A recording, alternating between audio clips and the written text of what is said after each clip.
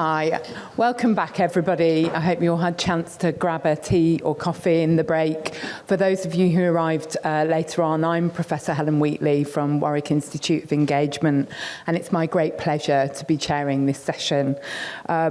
You would think from the first couple of sessions this morning that Warwick was the only hotbed of artist-researcher collaborations. It's been really lovely to hear from my brilliant colleagues and their collaborators. But of course, we are not the only place that are doing exciting things, bringing academic research and artistic practice together. So it's my great delight to introduce this wonderful team from the University of Sunderland. To my left, we have Susie O'Hara. To my far right, Caroline Mitchell, who both work at the University of Sunderland. And then I also have Shelley Knotts sitting next to me, and Shelley is the sound artist that Susie and Caroline have been working with. So, as before, I'd like to start by asking you to introduce yourselves and telling us a bit about your research and/or artistic practice. Susie, let's start with you.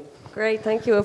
First of all, it's really lovely to be here. Thank you. We travelled down from Sunderland and Newcastle yesterday, and it is really lovely. I've never been to Coventry before, so I've been sent to Coventry. Welcome. So my name is Dr. Susie O'Hara, and I am a lecturer in digital arts and enterprise in the fine art team in the Faculty of Arts and Creative Industries in the University of Sunderland. And for about the last 10 years, I've been really interested in cross-sector models of curatorship, facilitating cross-sector, cross-disciplinary, cross-industry collaborations between artists and different partners and stakeholders in lots of different fields. So I've been interested in the role that artist knowledge and processes and practices play in addressing societal issues, essentially. So I've looked and explored with external partners issues relating to innovation and the role of artists in innovation, in our health and well-being by working with scientists and cellular biologists particularly, and more recently in the role of the climate crisis as it relates to our marine and environmental heritage in the northeast of England, which is the project that we'll talk a little bit about moving forward. Thanks, Susie. Caroline. Hello, I'm Caroline Mitchell. I'm Professor of Radio and Participation and those at the university, and those are the two things I've been involved in for many, many years. I'm really delighted to be in Coventry. I was part of the broader team involved in the City of Culture bid from Sunderland, so as you can imagine, it's quite interesting to be here. And I still can remember that moment when we all were sitting in Pop Rex in Sunderland, listening to the result, and of course it was disappointing for us, but actually, it was a moment in Sunderland where arts and culture started happening in a really big and interesting way without City of Culture. So I'm really, really delighted to be here. I've been involved in community media and radio, audio, and more recently podcasting for a very long time, and working with setting up spaces, whether it's radio stations, radio programs, or more recently, digital platforms involving communities as co-researchers. I was thinking about Utopia when it was mentioned in the first presentation, and one of the first radio stations I helped set up in Sunderland was called Radio Utopia, and it was part of the Visions of Utopia Festival 1997 with Northern Arts. And so I'm interested in spaces where different voices can be held and broadcast, and I'm ever since the mobile phone was invented, and that shows how long I've been involved in this whole thing, I've been really interested in digital mapping, and I've been involved in mapping with communities at hyperlocal level, including in Sunderland, but also on transnational level in terms of representing, for instance, community radio on the Radio Garden app, which we were part of developing at Sunderland. So that's my background. Thanks, Caroline. And Shelley, can you tell us a bit about your artistic practice and where you came to this collaboration from? Yeah, I mean, I guess this project's been a bit of a journey. my practice is based around using sound and technology. So I work with algorithms and programming to make music with, and also work with networking technology and data. And I always had a very technologically driven practice that was about technology. So sort of using technology to sort of critique how we interact with technology in our everyday lives. And taking sort of, critical stances on that and exploring what that means. And I've done a lot of work around sort of how we can improvise music with algorithms and trying to think through that about how we might interact with algorithms in our everyday lives.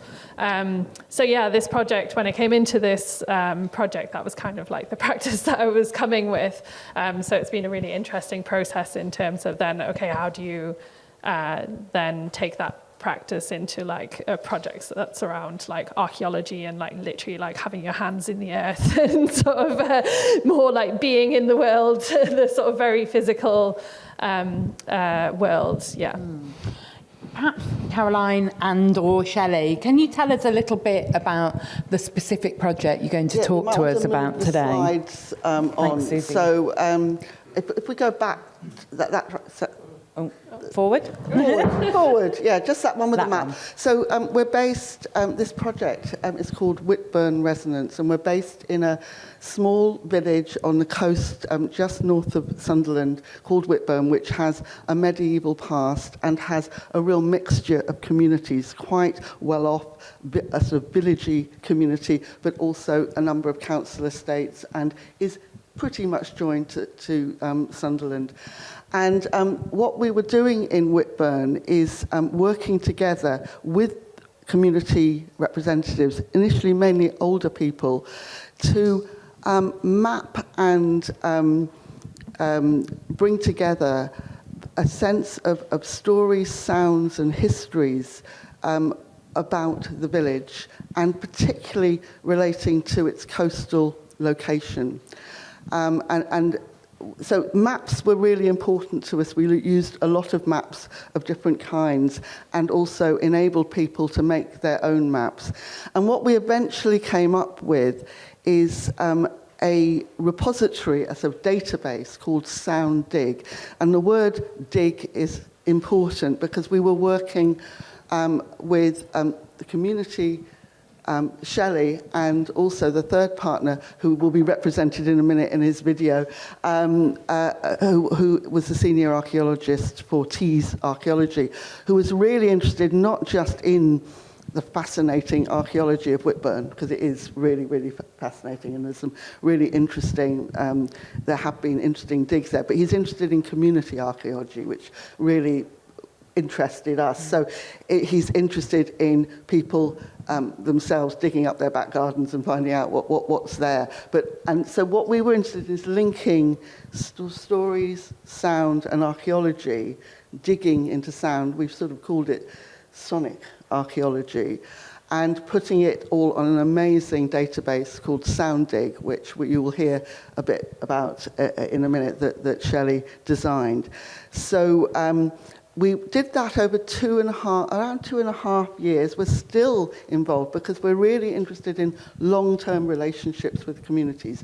Our previous research, my previous research, has found that when artists and researchers are parachuted into a community, there is inevitably suspicion, and that relationship is not necessarily getting off to a good start. So actually, we went in quite slowly and talked to a number of different people and mapped with people what was going on, the layers, if you like, the sonic archaeological layers of this community. I think we'll go to Robin to hear. We did lots. We were followed around a lot by video cameras and teams, which was great because we formed a really great relationship with them, because we did a lot on social media, on local Facebook pages and the Seascapes page. So let's just hear a bit from Robin. The workshops have used some of the heritage information we have available, looking at the way in which the village has developed, to help people explore their experience of the village and their experience of the heritage of the village and their concept of the heritage of the village. Living people have a very different concept of the heritage of a location to people like myself, whose job it is to work out quite objectively the way in which a settlement has developed. Those people living in it have very different concepts of that and very different experiences of that. And Whitburn Resonance has been looking at the sound experience that people have got of their own heritage.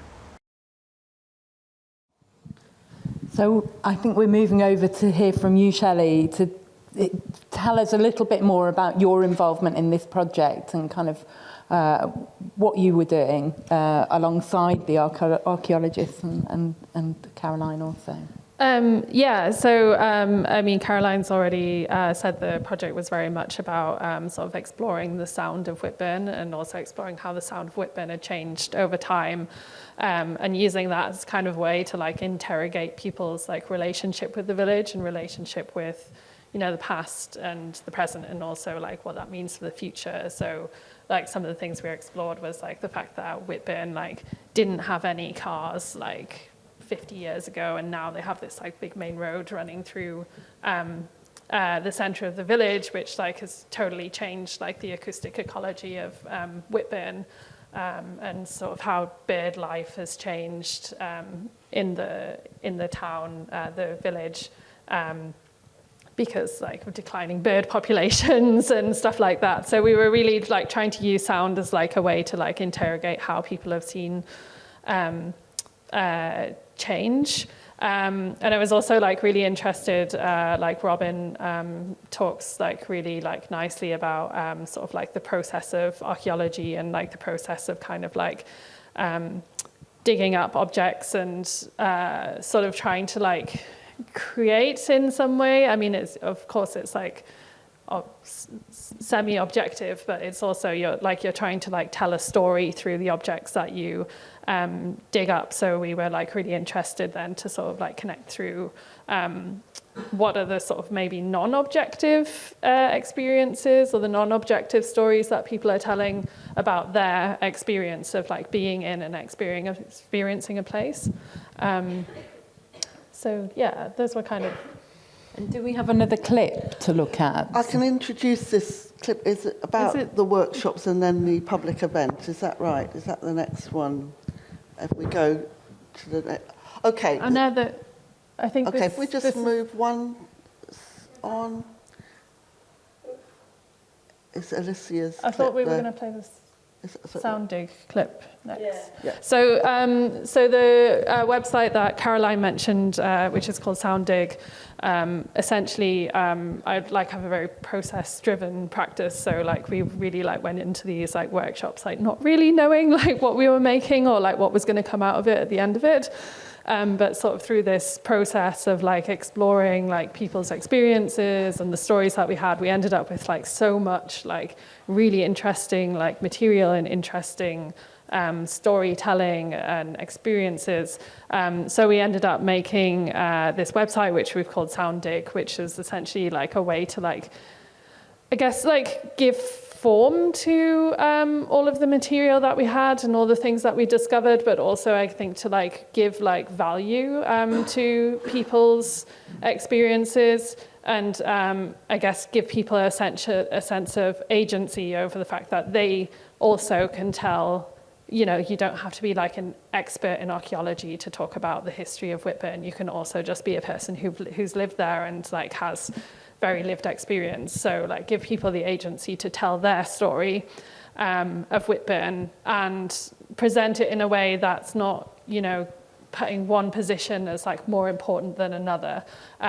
So, you know, saying, okay, maybe there's like all of these different stories of Whitburn and they're all really important and valuable. So the sound clip that we're going to play is essentially a bit of a montage of some of the stories that are within the Sound Dig database, which was part of the exhibition that I think we're going to talk about at some point, where we tried to like essentially couple some of the stories that are in the database with some of the archaeological artifacts that were dug up through the community archaeology digs. And the sound in the first one is not a bird to start with, if it's the clip I think it is. You've got to really listen.